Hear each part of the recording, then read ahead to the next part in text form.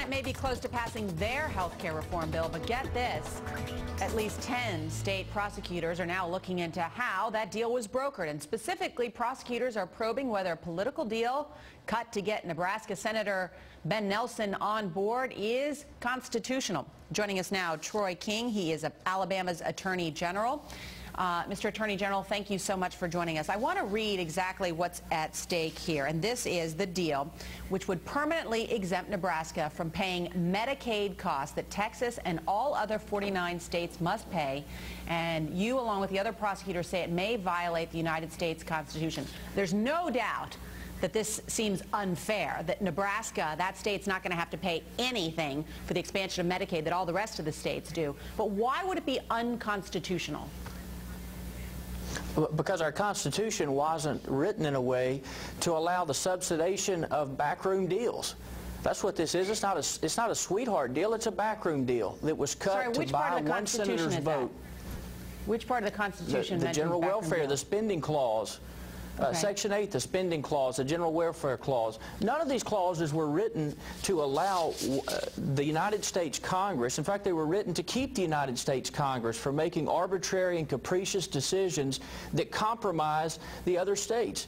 Look, Alabama's a poor state. We depend on Medicaid to take care of the poorest, the neediest in our state. But it's not fair, nor is it constitutional for the Congress to go in and to force Alabama to subsidize vote buying. And that's what's going on here.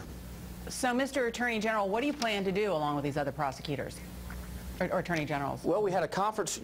We had a conference call yesterday, and there is an effort underway right now to look more closely at the Constitution and what it allows and what the options available to prosecutors to try to stop this trashing of the Constitution exist. I believe as attorneys general across the country, we owe it to the citizens of our state to make sure that, I mean, not only is this unpopular in Alabama and across the country, but now you're asking Alabamians to step up and to subsidize the vote buying of somebody to put this in place and to foist it on the rest of the country.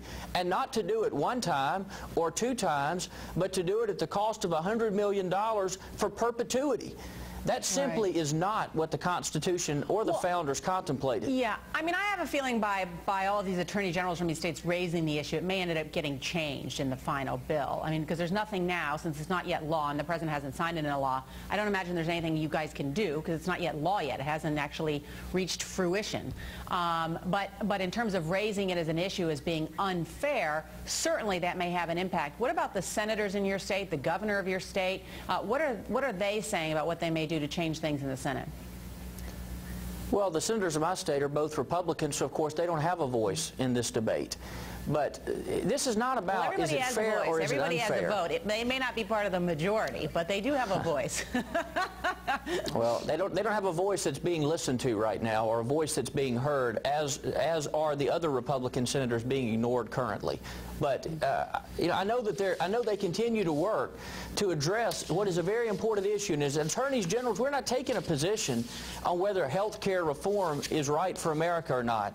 But it's a shame that it's taking 10 attorney generals who aren't even members of the United States Senate to cause them to stop and to debate the appropriateness and the respect for the Constitution that vote buying shows. So if the members of the Democrat Party, who can't even get their own members to vote for it on its merits, they're now having to buy their votes. If they're not willing to foster the debate, I believe as attorneys general, we've got a responsibility to raise important constitutional issues and hopefully cause the Senate to debate them, if not because they think they're important, because we think they're important and the people we work for think they're important.